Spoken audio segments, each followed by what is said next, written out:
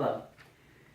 So, today I'm going to talk to you a little bit about anabolic steroids and the two viewpoints that it should be legal or should they be illegal.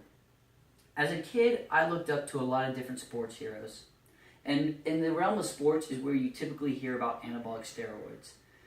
And some of my heroes included great hitters like Sammy Sosa when I was really young, or Barry Bonds a little bit more recently. And I must say, I was extremely disappointed when all the news came out about how they were actually abusing steroids. This totally crushed me in my spirit, and I'm sure many other fans across the world.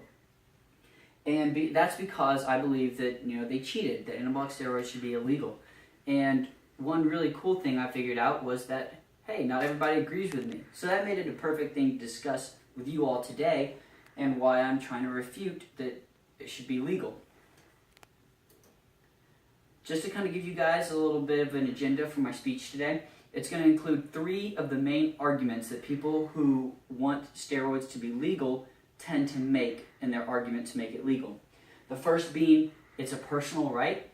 Secondly, that it's not that harmful. And thirdly, that it's not really a threat to society. Those are the 3 main arguments people tend to use when trying to say that steroids should be legalized.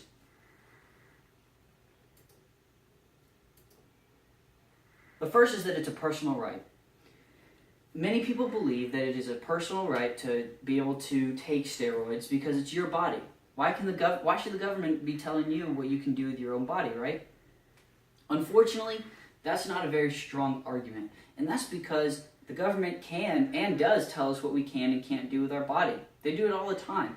In fact, there's a lot of precedent for it, and in regular law and common law as well.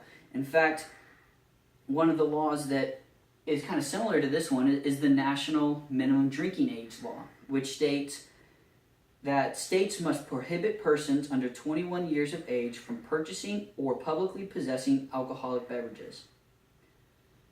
It is a different substance. Of course, this law is specifically talking about alcohol, but it's still trying to tell us what we can and can't take with our own bodies. This is drinking, of course, and anabolic steroids can be taken by pill or by injection, but it still gives the government precedence in telling us what sorts of substances are allowed and not allowed in our lives.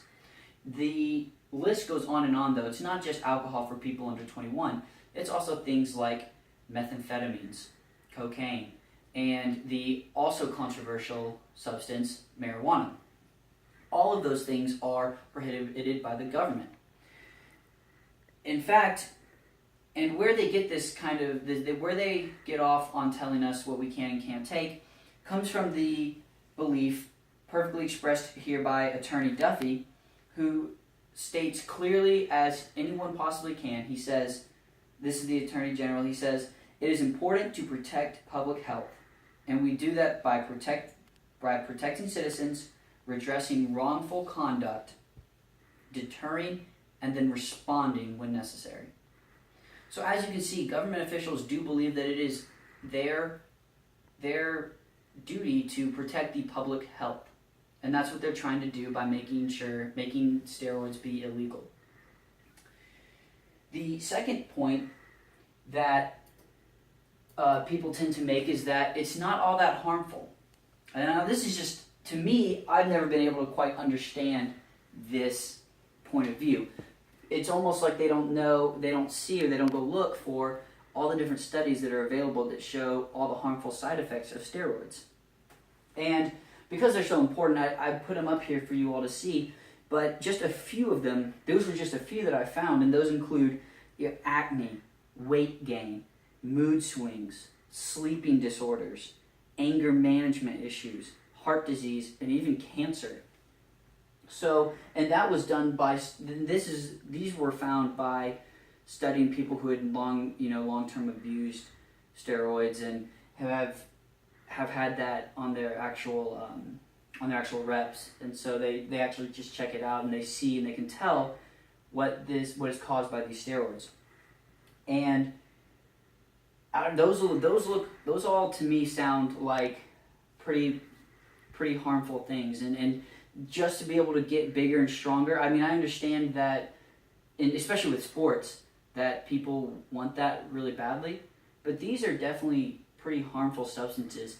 And the problem is that, if you're an adult, that's one thing, you understand this. However, there's a lot of high school kids and even junior high kids these days who are taking anabolic steroids to try to get ahead in sports like all their heroes, and they don't know about these side effects, and they're pretty horrible, especially for a young child.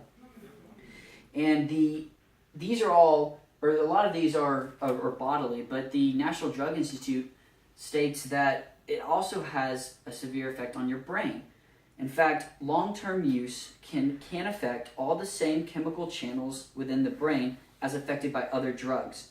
Other drugs being cocaine, methamphetamines, things of that nature. It's addictive, and it gets the dopamine flowing in your brain, and it can be very bad for you. So in reality, extended use of anabolic steroids is just the same as using cocaine or methamphetamines.